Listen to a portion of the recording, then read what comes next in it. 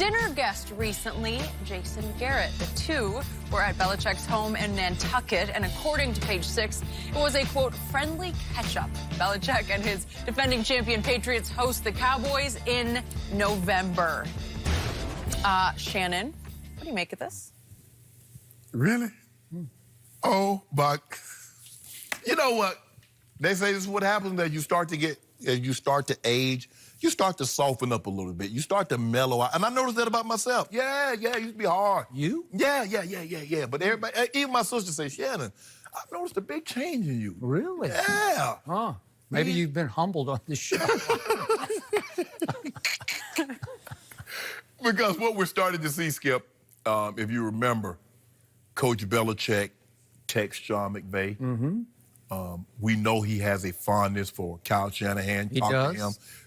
I think they had after they won the Super Bowl, they had a great sit down at the NFL Combine. I just don't get this.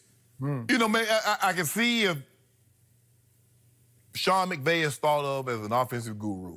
So is Kyle Shanahan. Jason Garrett is thought of a guy that should be on the golf course because the way he quietly claps. They don't. Also, I think that Coach Belichick looks at, he ain't no threat. He's like, as a matter of fact, I'm going to show you the playbook. These are the plays we're going to run against y'all. Ain't nothing you can do about it. Maybe that's what I'm thinking. Maybe. You know what, Skip? You know what? You should have came and visited your boy. I got a place up in Sag Harbor. You should have came and seen your boy. But, oh, wait. Sag Harbor? Yeah! Got me a little place up there. Yeah, got me a little place up there. You are a high roller.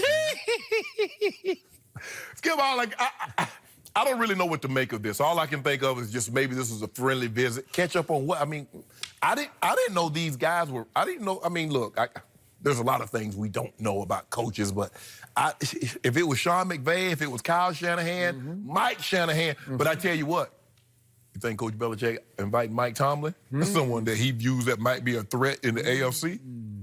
I think not. John Harbaugh? I think not. Interesting. So, my turn. And a quick aside before I answer Jenny's question, I just got a text from my friend Lil Wayne, who's very upset with me for my remarks about your man, Aaron Rodgers, because he is a big Packer fan, and he is outraged, and he has now invited me to sit in his suite at the Super Bowl, and I'm going to quote him, as the Pack whack the Chiefs in the Super Bowl. So he's predicting Packers-Chiefs Super Bowl, and I'm invited to sit beside him and have to eat these words during that Super Bowl.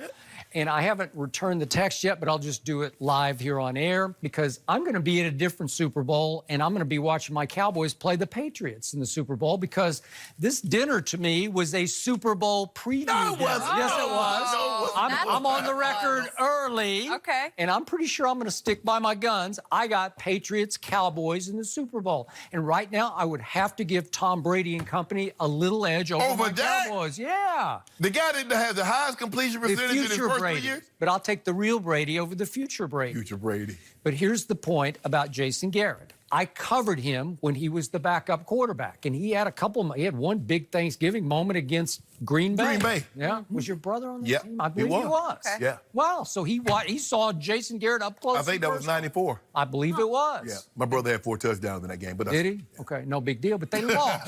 They did. They lost. They did.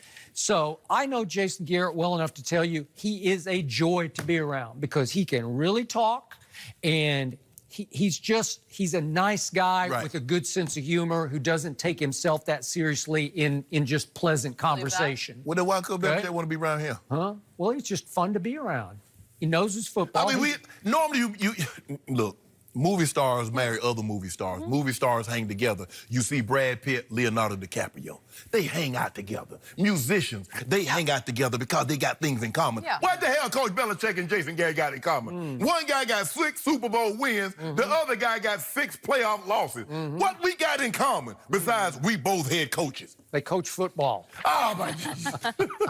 That's all you need. And yet, Jason Garrett coaches offense to a fault to me because my biggest fear about this year, which could derail this year, is that Jason Garrett will decide he is going to call the plays instead of new coordinators, like you got 2 or 3 possibilities. But in this case, I'm afraid Jason might call the plays. Well, if he sees the ship going down, he better grab it. He better grab Well, it. he just might, but the ship is going to go up. It's going to stay afloat, and it's going to roll all year long. We got a topic coming up later that might cause that thing to hit the iceberg. Really? Okay, well, we can talk about that. But right here, right now, I think that this was the greatest thing Belichick could have done for Jason Garrett, because obviously this year is make or break for Jason Garrett. Oh, yeah. You don't think it would resonate with Jerry and Stephen Jones that they read or hear that, interesting, Jason was invited to Bill's house up on Nantucket, his summer house? No. Really? What would get Jerry and Steven excited